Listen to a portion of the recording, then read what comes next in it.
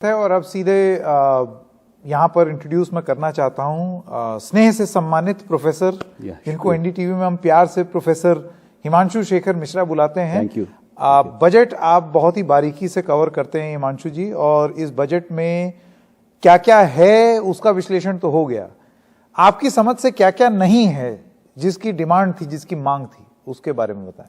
देखिए, पहला ground report जो मैंने किया था वो मेरठ के एक गांव से किया था, माफ कीजिएगा गाजियाबाद में मोदी नगर के एक गांव से, और उसमें किसान चाहते थे कि खाद सब्सिडी बढ़ाई जाए।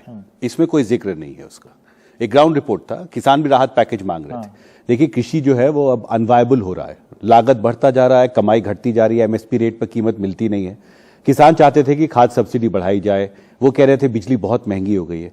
एक किसान ने यहाँ तक कहा कि महंगाई इतनी ज्यादा हो गई है कि घर वाली से हर दिन झगड़ा होता है घर में अब, क्योंकि किचन बजट जो है किचन का वो गड़बड़ा गया है। हिमांशु जी, जो मैं अभी देख रहा हूं इसमें फर्टिलाइजर सब्सिडी जो है वो इस बार के एस्टिमेट में, बजट एस्टिमेट्स में वो 1,40,122 था पिछले बार के रिवाइज्ड एस्टिमेट में। इस बार वो 1,05,222 है, यानी कि कम हुआ है।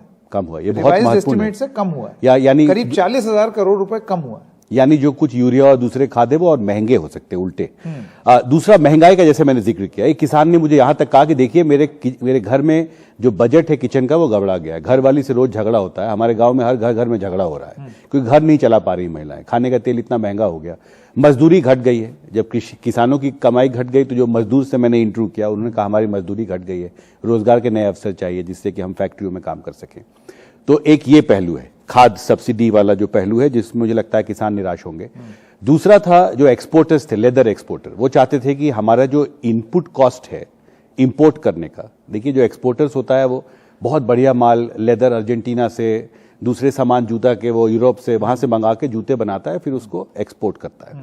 उनकी मांग थी कि इंपोर्ट ड्यूटी जीरो किया जाए, जो भी कंपोनेंट्स हैं लेदर इंडस्ट्री में उसके इंपोर्ट पे इंपोर्ट ड्यूटी जीरो किया जाए। जो टैक्स है, इनकम टैक्स कम किया जाए, क्योंकि हमें बहुत नुकसान हुआ है कोरोना संकट के दौर में। और तीसरी बात, जो कोविड रिलीफ पैकेज के तहत जो ECGLA स्कीम है, यानी ज्यादा क्रेडिट मुहैया कराया गया छोटे लघु उद्योगों को, वो 10 साल के लिए उसको आप बढ़ा दीजिए। उसको एक कुछ हद तक माना उन्होंने। 2023 तक आसान शर्तों पर जो क्रेडिट देने के लिए जो कोविड रिलीफ पैकेज के तहत लाया गया था ECGLA स्कीम, उसकी अवधि बढ़ाई है उन्होंने। एक ये पहलू है। दूसरा, इसमें देखिए एक महत्वपूर्ण बात यह भी है कि अगर आप उदाहरण के लिए हाईटेक इंजीनियरिंग इंडस्ट्री को देखें, मैं एक फैक्ट्री में गया था गाजियाबाद रोड इंडस्ट्रियल एरिया में, वहां पर यह चैलेंज था कि सप्लाई चेन अभी भी पूरी तरह से ठीक नहीं हो पाया है, अभी भी क्रेडिट बैंकों से नहीं मिल रहा है। देखिए, ECGLA स्कीम के तहत आप फैसिलिटेट करते हैं कि बैंक ज्यादा लोन करें, नहीं उसको फौरी राहत दिया गया है, लेकिन वो और ज्यादा चाहते थे। देखिए, बहुत सारे छोटे लघु उद्योग हैं जो अभी तक पूरा फायदा कोविड रिलीफ पैकेज का नहीं ले पाए, क्योंकि बहुत फैक्ट्री ही शुरू नहीं कर पाए, क्योंकि वित्तीय संकट बहुत बड़ा था। अब जब अर्थव्यवस्था धीरे धीरे पटरी पर आ रही है, कोरोना के शैडो से बाहर आ रही है, तो वो चाहते हैं कि अब उन्हें ज्यादा कैपिटल चाहिए, ज्यादा क्रेडिट चाहिए, जिससे एक चीज और जिसका आप उल्लेख कर रहे थे वो था अनब्लेंडेड पेट्रोल पर जो 2 रुपए दाम, उसके बारे में बताएं। ये बहुत महत्वपूर्ण है। देखिए, आज वित्त मंत्री ने आखिरी में अपने बजट भाषण में ये कहा है कि 1 अक्टूबर 2022 के बाद भारत में जो भी अनब्लेंडेड पेट्रोल, यानी वो पेट्रोल जिसमें एथेनॉल का मिश्रण नहीं किया गया है, वो उस पर 2 रुपए प्रति लीटर की एडिशनल एक्साइज ड्यूटी लगाई जाएगी। ये ड्यूटी किस पर लगेगी? तेल रिफाइनरी कंपनियों पर, क्योंकि भारत में मार्केट डिटरमिन रेट है पेट्रोल डीजल का।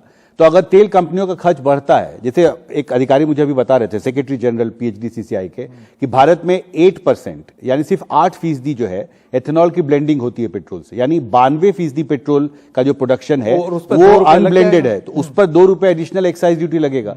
इसका महत्वपूर्ण बात यह है कि कंपनी जो है लोगों पर पास ऑन कर देंगे, ये आशंका रहती है, क्योंकि मार्केट डिटरमिन्ड प्राइसिंग होती है, यानी कि तेल महंगा हो सकता है, तेल महंगा। लेकिन उसका दूसरा बहुत महत्वपूर्ण पहलू भी है कि कार्बन फुटप्रिंट घटता है। देखिए, एथेनॉल की ब्लेंडिंग जितना ज्यादा बढ़ाएंगे, CO2 इमिशन उतना कम होगा।